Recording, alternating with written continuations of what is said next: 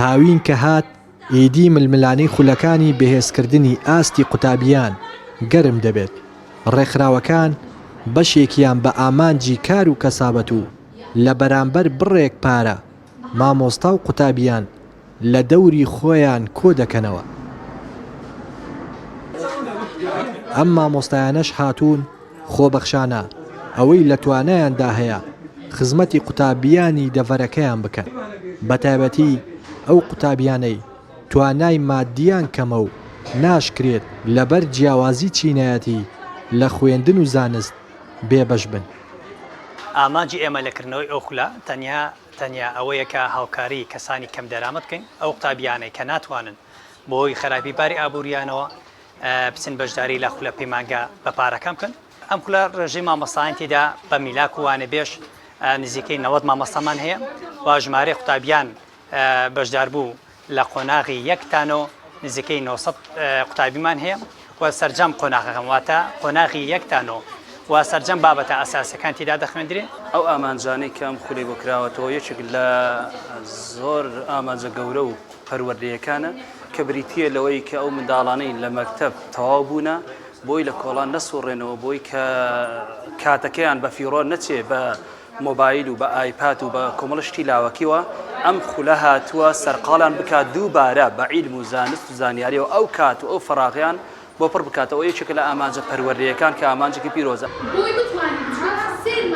زۆرینەی ئەو مامۆستایانەی خۆبەخشانە وانە دەڵێنەوە دانەمەزراندنیان لەلایەن حکوومەتەوە نەبووەتە هۆکاری ئەوەی زانستەکەیان پێشکەشی قوتابیان نەکەن، بەڵکو هاتوون تا ئەوەی بیبەخشنە قوتابیانی سنوورەکەیان. ئامانجی ئێمە لەکردنەوەی ئەو خولە کە خولێکی خێرخوازیە بۆ ئەوەیە کە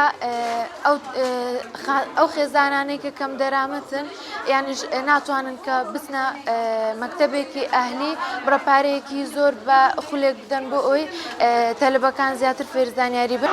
ئامانجی ئێمە لەم خولە خێرخوازیەدا هاوکاریکردنی قوتابیانی کەم دەرامەتە، چونکە بەڕاستی هەموو قوتابیەک ناتوانن بەپارە بخوێنن و لە بەرامبەر بەرپرسیارەتی دینی و ئەخلاقی و ڕەوشتی و خۆشەویستیمان بۆ کەرتی پەروەردە و قوتابیان نێڵی کەرتی پەروەردە بۆ دواوە بچێت و کەرتی پەروەردە بکەوێتە بازرگانی.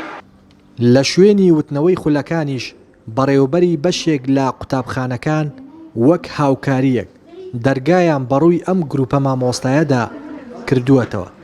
بەڕێوەبەرایەتی پەروەردەی ڕانیەش پشتیوانی خۆیان بۆ ئەو گروپە لا مامۆستایانی خۆبەخش دەردەبڕن. ئەمە قوتابخانەی بەرهەم بە هەموو شێوازێک لە خزمەتیان داین، هەر لە پێشکەشکردنی بینا و هاوکاریکردنیان و خستنە بەردەستی هەموو وەسایلەکانی پەروەردەیی و هەروەها ژینگەی و ئێمە هەر هاتنمانەوە بە ئیشراف هاتون هاوکاری پشتیوانی تەواویان دەکەین، هیواداری بێتە کەلتورێک کە ساڵان لە هەموو قوتابخانەکان ئەگەر ئەم ساڵ سێ قوتابخانەمان هەبێت ساڵانی داهاتوو ببێت بە 20 تا مستقبل هەموو مەکتەبێ خولی بێزکردن کاتەوە لە مانگی حەوتدا وسپاسیان دەکەین و دەستخۆشیان لێ دەکەین بەڕاستی لەو کۆمەڵە گەنجە.